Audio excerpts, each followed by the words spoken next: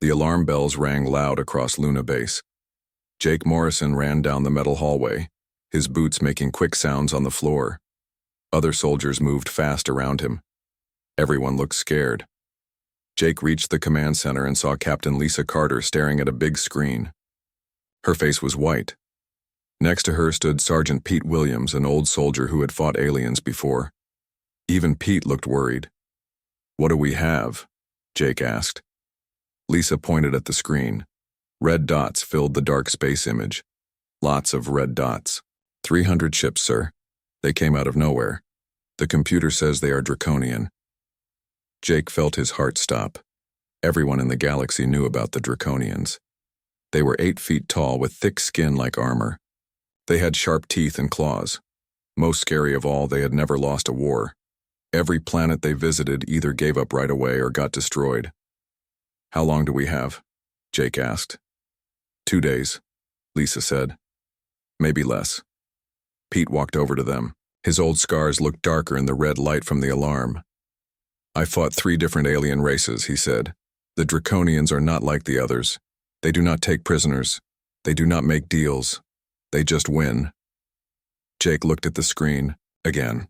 Earth only had 12 ships. They were small and old compared to what was coming. The Draconians had ships the size of cities. Each one could destroy a moon. "Get me General Hayes," Jake said. The video call connected fast. General Frank Hayes appeared on screen. He was sitting in his office on Earth. Behind him, Jake could see other officers running around. "Morrison, tell me you have good news," the general said. "No, sir. 300 Draconian ships. They will be here in 2 days. The general closed his eyes. "We knew this day might come. How are our defenses?" "Not good, sir. Our orbital platforms might stop 10 of their ships. Maybe 20 if we get lucky." "But 300? Jake shook his head. "What about evacuation?" Lisa spoke up. "We started moving people off Earth 6 hours ago. But, sir, we only have transport ships for maybe 1 million people. Earth has 8 billion. The general was quiet for a long time. In the background, they could hear people talking fast and phones ringing. "There has to be something," the general said. "What do we know about them?" Pete stepped forward. "Sir, I studied them when I was younger. They care about honor. They have rules for war. But they always win because they are stronger and smarter than everyone else." "Rules?" Jake asked. "Old rules. From when they first started flying to other worlds. But no one has used them in hundreds of years." On the main screen, the red dots got bigger. The computer was tracking the Draconian fleet as it moved closer to Earth. Each ship was huge. The biggest ones were 10 miles long. Lisa was reading reports on her smaller screen. "Sir, we are getting messages from other planets. The Draconians destroyed the Centauri colonies last month. Before that, they took over the Vega system. They are moving toward Earth space, and no one can stop them." Jake thought about his family on Earth. His sister lived in New York with her 2 kids. His parents were in a small town in Ohio. Most people on Earth did not even know what was coming. "What about our allies?" Jake asked. The general shook his head. "The other races are too scared to help. They think if they stay away, the Draconians will leave them alone. We are on our own." Pete was looking at old files on his computer. "Sir, I found something. The honor rules I talked about. There is one rule that might help us." Everyone turned to look at him. "Trial by combat," Pete said.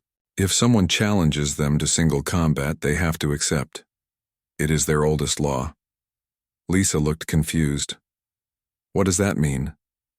"It means one person from Earth fights one person from their side. Winner takes all." Jake felt sick. One human against a Draconian? They are twice our size and much stronger. "It is better than no chance at all," Pete said. The general was thinking hard. "Even if we won, would they keep their word?" "Yes, sir. They never break a promise. That is why other races fear them so much. They always do what they say they will do." The red dots on the screen were getting closer. Soon they would be able to see the actual ships. "We need time to think," the general said. "Morrison, I want you to prepare our defenses anyway. Maybe we can hurt them enough to make them think twice. Yes, sir. Carter, start working on evacuation plans. Save as many people as you can. Yes, sir. Williams, find out everything you can about this trial by combat idea. If we are going to try it, we need to know all the rules. The call ended. The three of them stood in the quiet command center. Outside the big windows, they could see Earth. It looked so peaceful and blue. Hard to believe it might be destroyed in 2 days. Do you really think the combat idea could work? Lisa asked. Pete was quiet for a moment. The Draconians are proud. They think they are better than everyone else. If we challenge them the right way, they will have to say yes. But Jake is right. No human has ever beaten a Draconian in a fight. Jake looked at the screen one more time. The red dots were still moving toward them. Then we better find someone who can try. The alarm bell stopped ringing, but the red light stayed on. Everyone on Luna Base knew what that meant. War was coming, and they were not ready. The Draconian ships appeared like dark clouds against the stars. Jake Morrison watched from Luna Base as the massive fleet moved into Earth's space. Each ship was bigger than anything humans had ever built. The largest ship moved to the front. It was black and covered with weapons. Strange symbols glowed red along its sides. This was the command ship of War Commander Thexfar, the most feared Draconian leader in the galaxy. All defense platforms, prepare to fire, Jake said into his radio. Around Earth, 20 orbital platforms turned their weapons toward the enemy fleet. The platforms were Earth's best defense, but they looked tiny next to the Draconian ships. Without warning, the enemy opened fire. Bright red beams shot out from their ships. One by one, Earth's platforms exploded in balls of fire. It took less than 5 minutes. All 20 platforms were gone. They are not even trying hard, Pete Williams said. He was standing next to Jake, watching the destruction. That was just a warm-up for them. A deep voice filled the radio channels. It spoke in perfect English, but with a strange accent. Humans of Earth, I am War Commander Thexfar of the Draconian Armada. You have 1 hour to surrender. Give up now, and some of your people will live as slaves. Fight us, and we will destroy every living thing on your planet. The voice went quiet. Jake looked at Lisa Carter, who was working at her computer station. Lisa, can we send a message back to them? Yes, sir. I can patch you through to their command ship. Jake took a deep breath.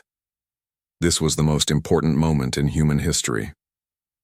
War Commander Thexfar, this is Lieutenant Commander Jake Morrison of Earth. Defense. We have a response to your demand.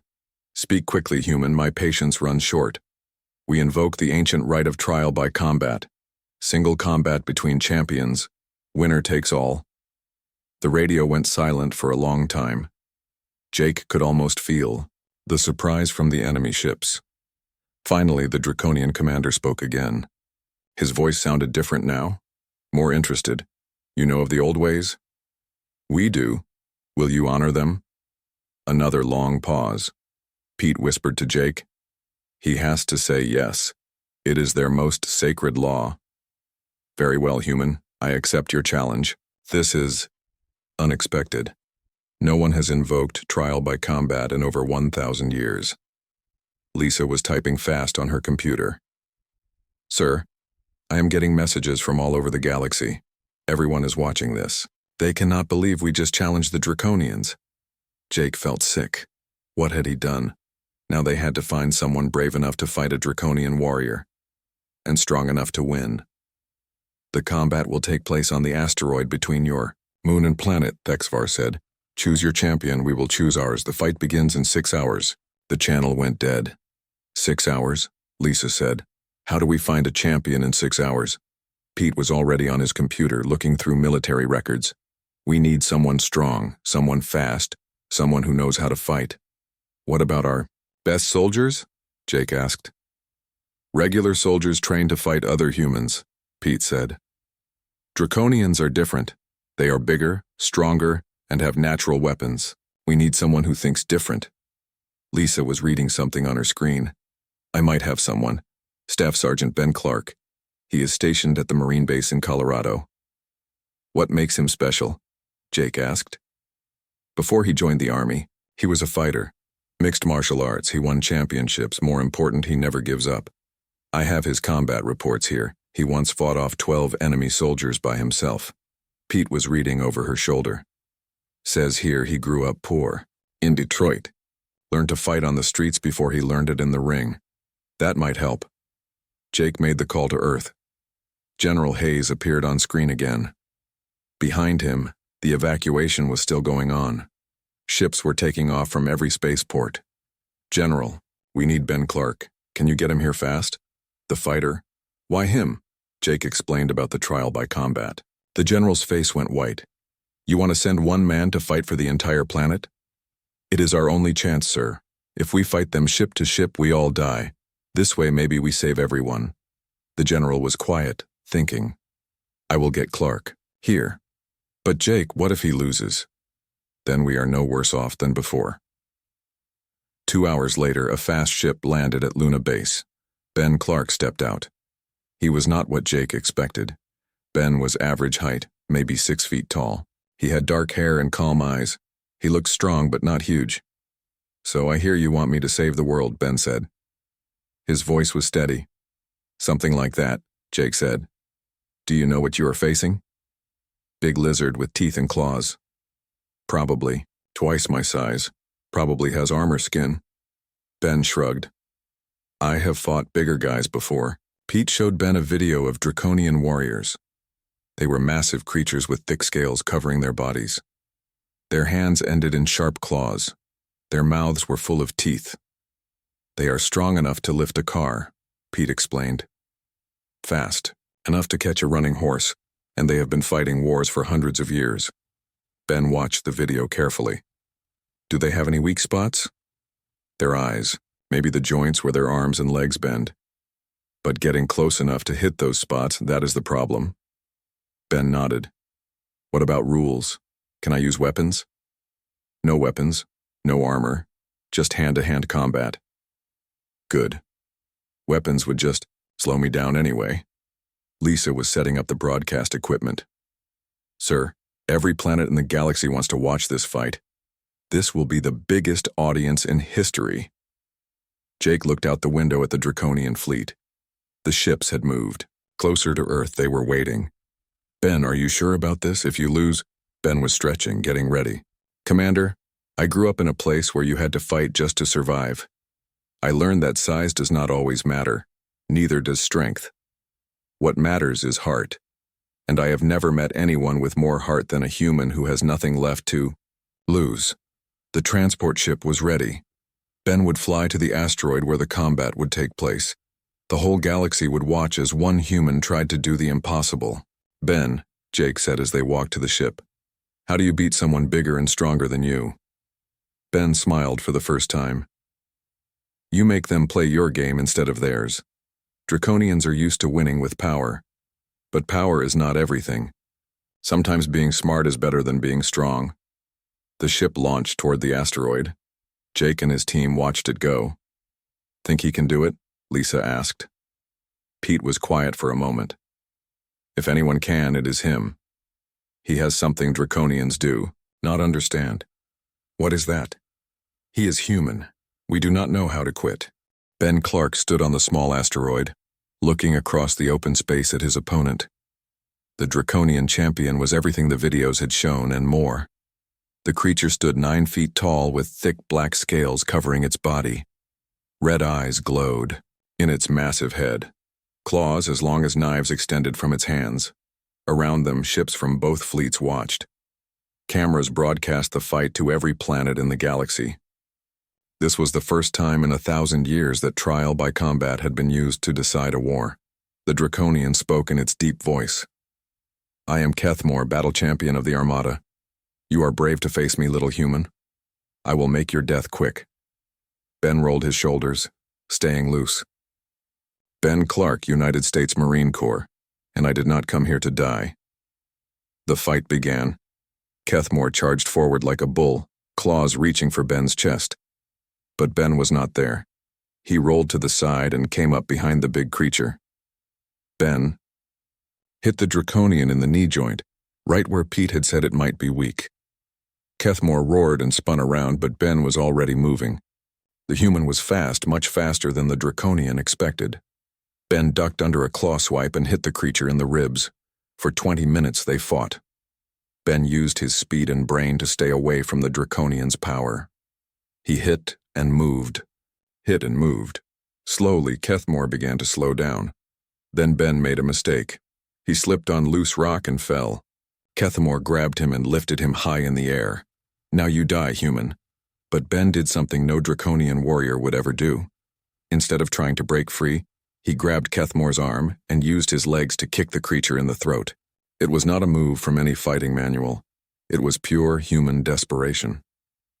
Kethmore dropped Ben and stumbled backward, gasping for air. Ben hit the ground hard but rolled back to his feet. Before the Draconian could recover, Ben jumped up and hit it in the head with everything he had. Kethmore fell to the ground and did not get up. The galaxy watched in silence. No one could believe what they had just seen. A human had beaten a Draconian, champion in single combat. War Commander Thexvar's voice came over the radio. "Impossible, but witnessed. The human wins. We will honor the old laws and withdraw." But before the Draconians could leave, alarms started ringing on every ship. Something was coming out of deep space. Something that made even the Draconians afraid. "What is that?" Ben asked, still breathing hard from the fight. Jake's voice came from Luna Base. "Long-range sensors are picking up something big, really big. It is moving fast toward our sector." On the screens, a dark cloud appeared at the edge of the solar system, but it was not a normal cloud. It moved with purpose, and it was huge. Bigger than the Draconian fleet. Bigger than anything anyone had ever seen. Thexvar's voice came over the radio again, but now he sounded worried. "The Void Swarm. How did they find us here?" "What is the Void Swarm?" Jake asked. "Death," Thexvar said. "They consume everything. Planets, stars, entire systems. We have been running from them for months.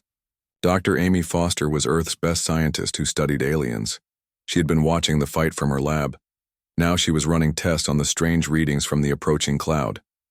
"Commander Morrison," she said over the radio, "I am reading something very strange. The cloud is not made of ships, it is made of, I do not know what to call them. Energy beings? They seem to feed on life force." Pete Williams was studying the sensor data. The readings show they are attracted to psychic energy, and Draconians give off more psychic energy than most other races. Jake understood immediately. "They followed you here," he said to Thexvar. "Yes," the Draconian commander admitted. We thought we had lost them in the Vega system, but they tracked us." Ben was back on his transport ship heading to Luna Base. "So what does this mean for our deal?" Thexvar was quiet for a long time. "Honor demands that I protect those who defeated me in fair combat.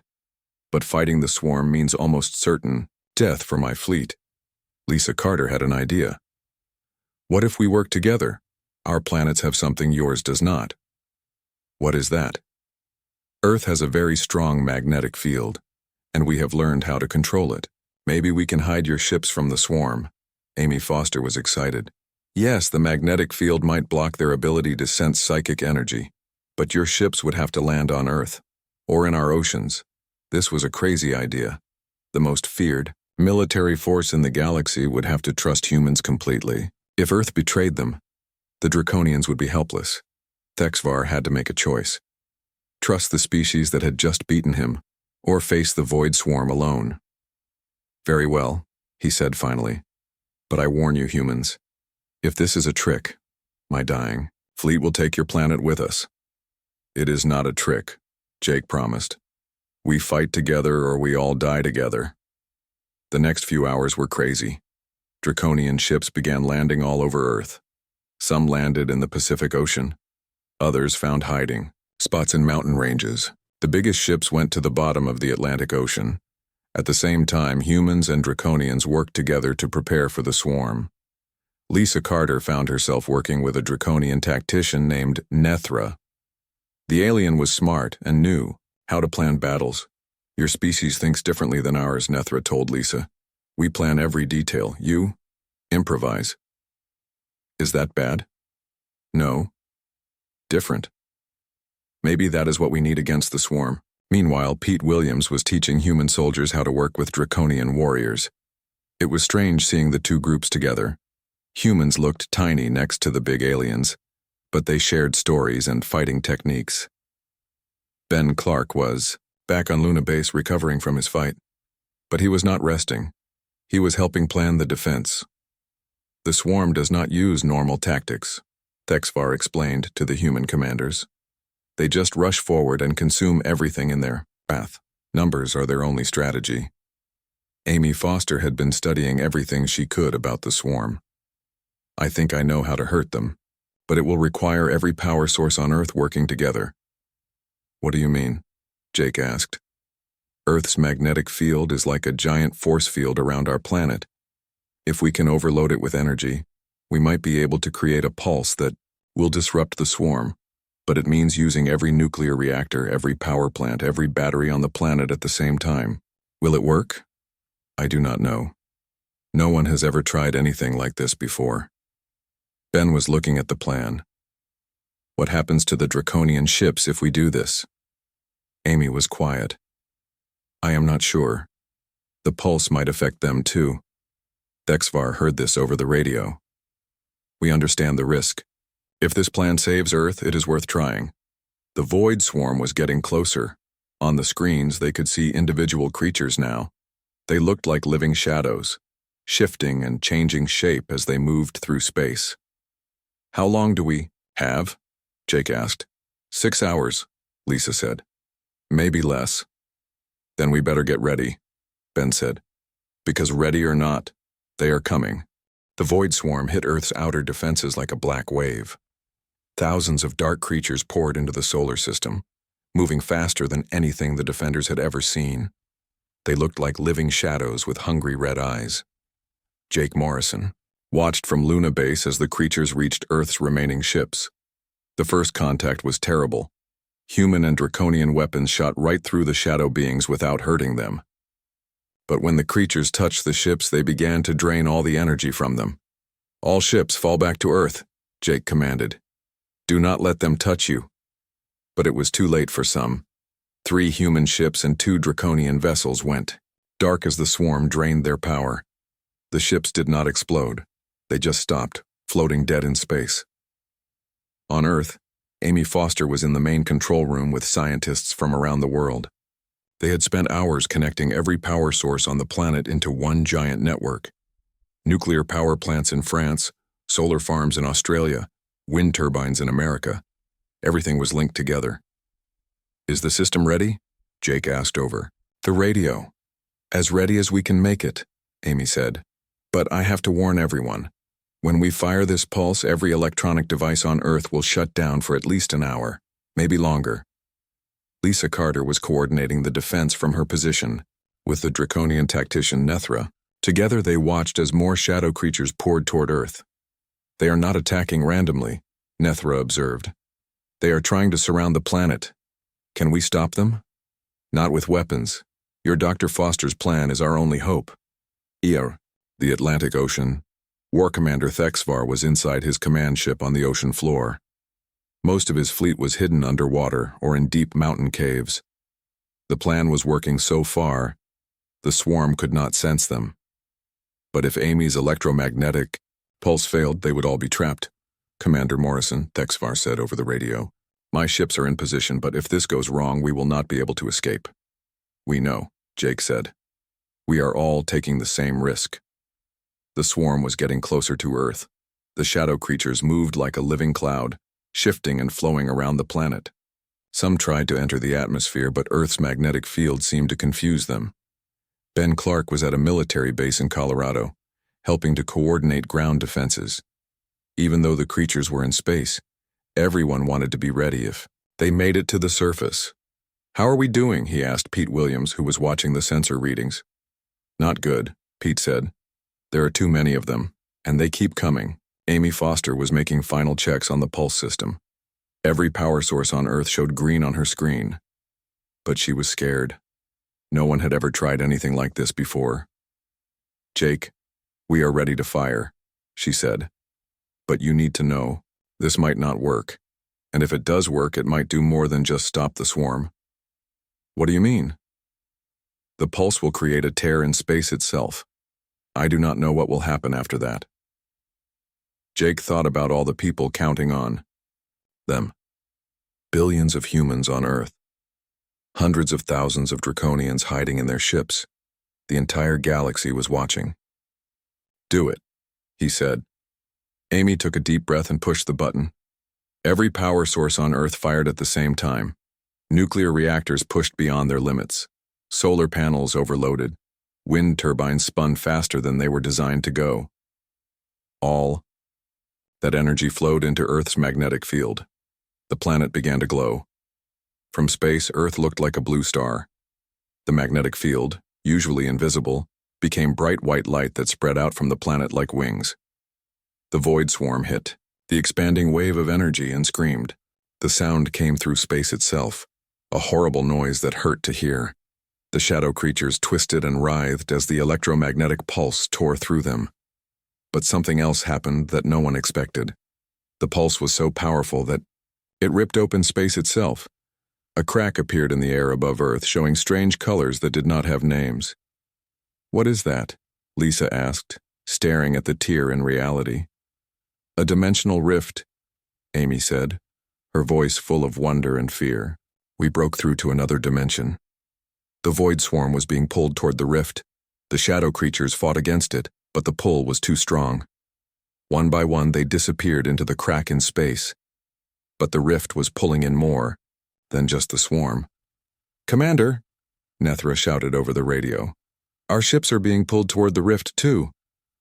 Around Earth, the hidden Draconian vessels began to rise from their hiding places. The electromagnetic pulse had disrupted their engines, but the dimensional rift was pulling them up with invisible force. Thexvar's voice came over the radio, calm even in crisis. Humans of Earth, it appears our alliance will end differently than we planned. No, Jake shouted. Amy, can you close the rift? I am trying. But the energy levels are too high. One by one, the Draconian ships were pulled into the dimensional tear. The massive vessels disappeared into the swirling colors, followed by the last of the void swarm. Thexvar, can you hear me? Jake called. The war commander's voice came through, growing weaker. I hear you, Jake Morrison. Do not blame yourself. We chose this path together. We will find a way to bring you back. Perhaps. But if not, know that we died with honor, fighting beside worthy allies. The last Draconian ship disappeared into the rift. Then, with a sound like thunder, the dimensional tear closed. The strange colors faded away, leaving only normal space. Earth stopped glowing. The electromagnetic pulse was over. Around the planet, power grids slowly came back online, but the Draconian Armada was gone. Jake stared at the empty space where 300 ships had been. Did we just... The sensors show nothing, Lisa said quietly. No ships, no energy signatures. It is like they were never here. Pete Williams was checking communications from other planets. Commander, we are getting messages from all over the galaxy. Everyone wants to know what happened to the Draconians. Ben Clark's voice came over the radio from Colorado. So what do we tell them? Jake thought for a long moment. The truth was too dangerous. If other hostile races learned about the dimensional weakness, they might try to exploit it. And if anyone knew the Draconians were still alive somewhere, they might try to find them. We tell them nothing, Jake said finally. As far as the galaxy knows, Earth made the Draconian Armada disappear. Let them wonder how we did it. Amy Foster was still studying the readings from the pulse. Jake, I am picking up something. Very faint signals from the other dimension. The Draconians might still be alive. Can we contact them? Not yet. But maybe someday we can find a way to bring them home. Jake looked out at the stars. Somewhere in another dimension, their allies were fighting to keep the void swarm from finding a way back. The Draconians had sacrificed their return to Earth to protect a world that was not even their own. Then we better get to work, Jake said. We owe them that much. The galaxy would never know the truth. They would only know that Earth had somehow made the unstoppable Draconian Armada vanish without a trace. It would become the greatest mystery in galactic history. But for the humans who knew what really happened, it was not a mystery. It was a promise. They would find a way to bring their friends home. 6 months had passed since the Draconian Armada vanished from Earth's skies. The galaxy was still talking about it. Some said humans had a secret weapon. Others thought it was all a trick with mirrors and lights. A few believed the Draconians were hiding somewhere on Earth, but no one could prove it. Ambassador Rick Stone sat in the Great Hall of the Galactic Council on the planet Centauri Prime. Around him, representatives from 50 different worlds waited for answers. All of them wanted to know the same thing. Ambassador Stone, said the council leader, a tall blue creature with 4 arms. Once again, we ask you to explain what happened to the Draconian fleet. Rick kept his face calm. He had practiced this answer many times. As I have said before, Earth defended itself. The Draconians left our space. That is all we know. A creature that looked like a giant insect clicked its mandibles in anger. Impossible! The Draconians do not just leave. They conquer or they die fighting. Perhaps they learned something about humans that changed their minds, Rick said with a small smile. The questions went on for hours, just like they had every month since the incident. Some council members offered Earth money for the secret weapon. Others threatened war if Earth did not share its technology. A few asked to become allies with the mysterious species that could make entire fleets disappear. Rick listened to them all and gave the same answers.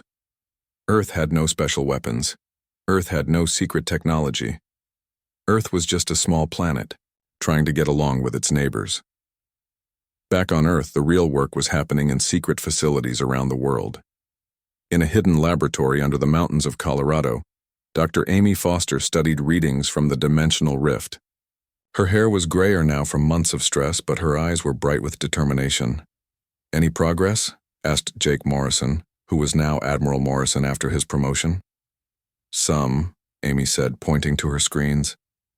I am getting stronger. Signals from the other dimension. Brief messages, but they are definitely from our friends. Jake looked at the data.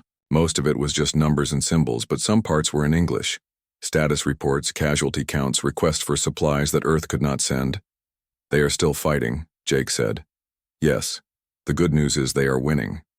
The Void Swarm is trapped in that dimension with them. The bad news is they cannot get home without our help. In another part of the facility, Ben Clark was training a new team of soldiers.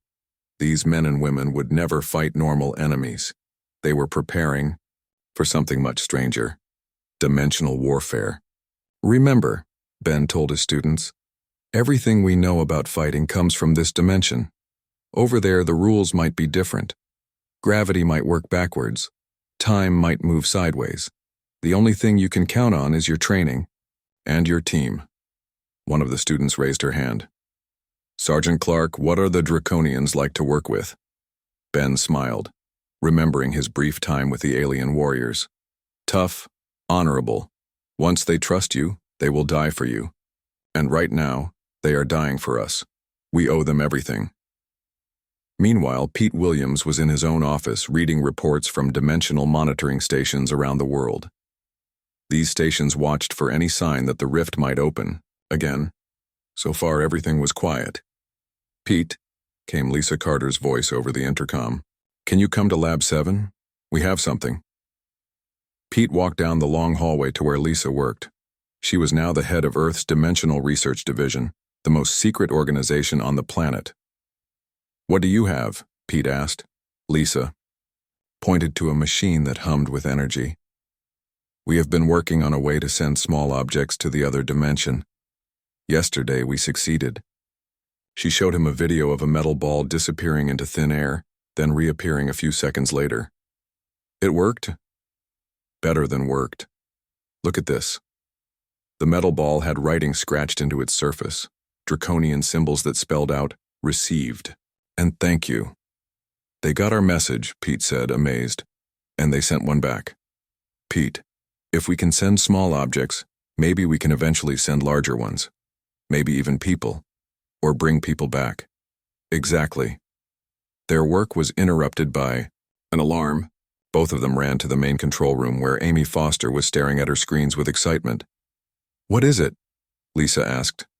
"A signal. A big one. I think Thexvar is trying to talk to us." The screens filled with static. Then slowly a voice came through. It was weak and broken up, but definitely the war commander. "Orison, this is Thexvar. Alive.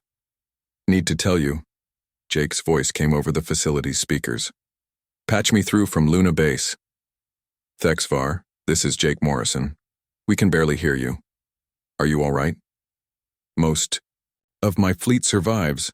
Swarm is contained, but Jake discovered something. They were not just hunting us." The signal got weaker. Amy adjusted her equipment, trying to boost the connection. "The swarm. They were scouts. Something bigger is coming. Much bigger." The signal died. The room was quiet for a long moment. "Scouts?" Lisa said. "You mean the Void Swarm was just the advance force?" Amy was running calculations on her computer. "If that is true, then whatever is coming next will be much worse than anything we have seen." Jake's voice came from Luna Base again. "How long do we have?" "I do not know," Amy said. "Could be years. Could be months. Then we better work faster. Amy, I want that dimensional gateway operational as soon as possible. We need our allies back home." "Yes, sir." Over the next few months, the secret project moved faster. Scientists from around the world worked together. Engineers designed new machines. Soldiers trained for impossible missions. But they were not the only ones preparing. The galaxy had noticed Earth's sudden rise to importance. Planets that had ignored humans before now wanted to make treaties. Some offered friendship. Others offered trade deals for Earth's secret technology. A few made threats. Ambassador Rick Stone was busier than ever, managing Earth's new relationships. Everyone wanted to be friends with the species that had made the Draconian Armada disappear. "How are we handling all the attention?" Jake asked, during one of their secure calls. "Carefully," Rick said. "Some of these new allies are genuine. Others are just scared of us, and a few are definitely planning something bad." "Any immediate threats?" "Nothing we cannot handle. But Jake, word is spreading. Some races think we are too dangerous to be left alone. There is talk of a coalition forming against us." Jake was not surprised. "Let them come. After what we have been through, I think we can handle anything." But he was wrong. The real test was still coming. In the hidden laboratory, Amy Foster made a breakthrough. The dimensional gateway was finally stable enough for human use. They could send people to the other dimension and bring them back. "We are ready for the first manned mission," she told Jake. "Who goes?"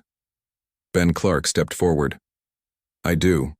I have already fought alongside them once. If anyone should make first contact, it should be me." Jake looked at his friend. Ben had volunteered for the most dangerous mission in human history twice now. "Are you sure?" "Someone has to go, and I want to see how our friends are doing." The gateway activated with a sound like singing crystals. A doorway of swirling light appeared in the middle of the laboratory. Ben stepped toward it wearing a special suit that would protect him in the other dimension. "See you soon," he said, and walked through the light. For 3 hours they waited. Then the gateway opened again and Ben stepped out. He was smiling. "Well?" Jake asked. "They are alive. All of them. And they have been busy." Ben's smile got bigger. "You need to see what they have built over there. They have not just been fighting the swarm, they have been preparing for war." "War? The thing that is coming? It is big, Jake. Really big. But our friends think they know how to stop it. They just need one thing." "What?" Ben looked around the room at all the scientists and soldiers who had worked so hard to make this moment possible. "They need us.